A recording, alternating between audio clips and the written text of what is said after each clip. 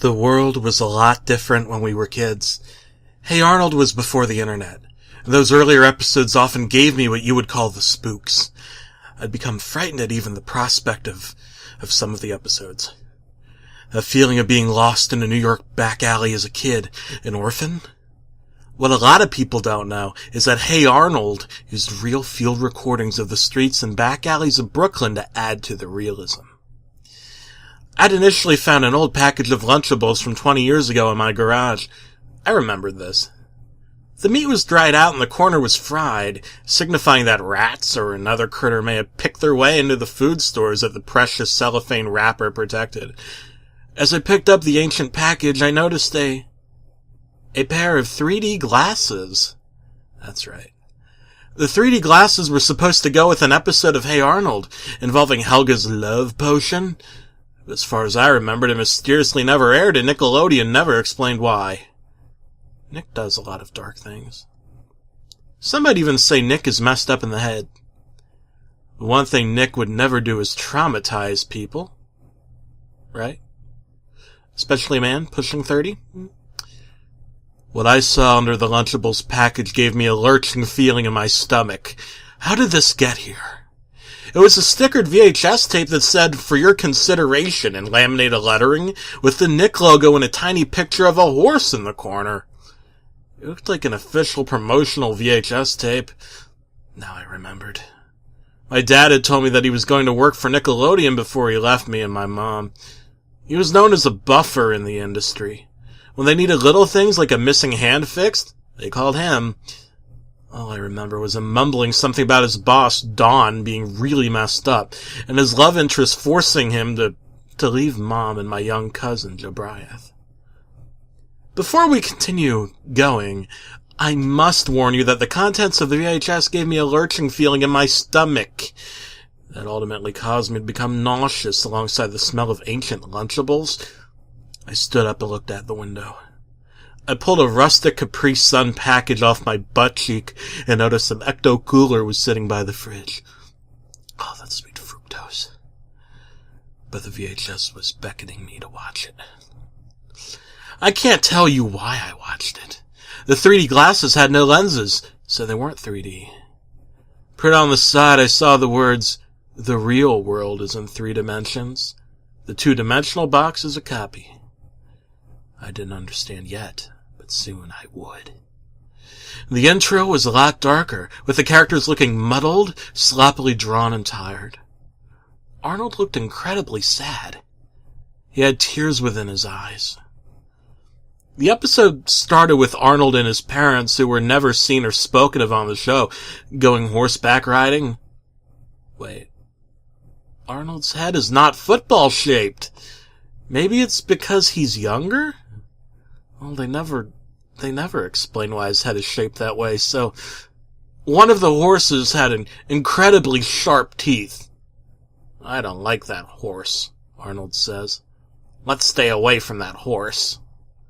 The horse teeth glinted. The animators had drawn them more realistically, compositionally drawing sharp incisors precisely interlocked, and the horse had red eyes while the others were brown.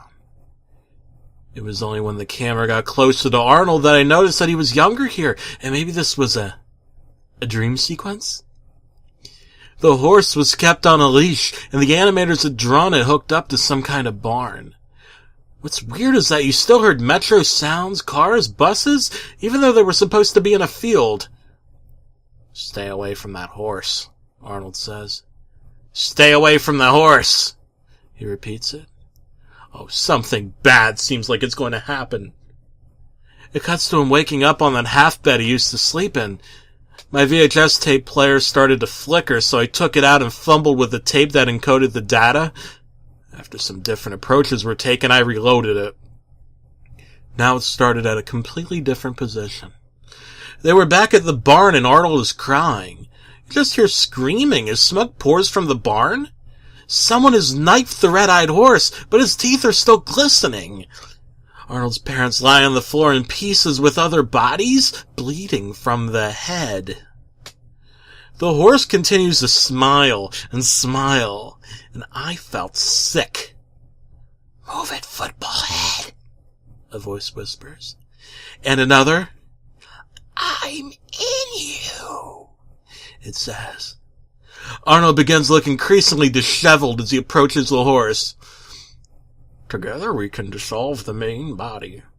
The pain body, the horse says. Its lips don't move, however. I'm inside your head. In fact, I am you. A singular consciousness working toward a goal. I shuddered. And that goal is death. The horse's smile grew brighter and brighter as it drew Arnold closer. The coldest, darkest, and most sinister feeling. The horse had my eyes. I felt very, very sick now. Maybe they weren't my eyes? They just looked really, really similar. As Arnold draws closer, you hear screaming, murmuring, and a snap. I had to stop looking at it because the picture was warping into some kind of sinister smile that was tighter and deeper than smiles. It was something that you couldn't actually see in real life, like a fourth dimension of evil. Really seeing the traces of it here. Oh, I felt cold, sick, and empty after watching this. The last shots were still images, as though the animation wasn't finished. It showed Arnold in the hospital with his crushed skull. They're reassembling the pieces, but he has visible brain damage. His parents were beyond help. Dead. The words "for your consideration" and "pilot test" flashed on screen before you see his sagging, stitched, football-shaped head. A mark. He's forced to live with his uncle in a big, empty metropolitan city. I found it really weird that the city was completely empty. You still hear the sounds of cars driving, people chatting, but nobody is there. The still images of Arnold's house are empty, too. I just assume they're supposedly there. It's implied. You hear some voice, some talking. A shudder flippantly took over me as I unplugged the VCR and left the room. Part of me just wished that sad 8-year-old boy would come back here and put the pieces together for me. I looked out my window. Maybe this was a dream sequence.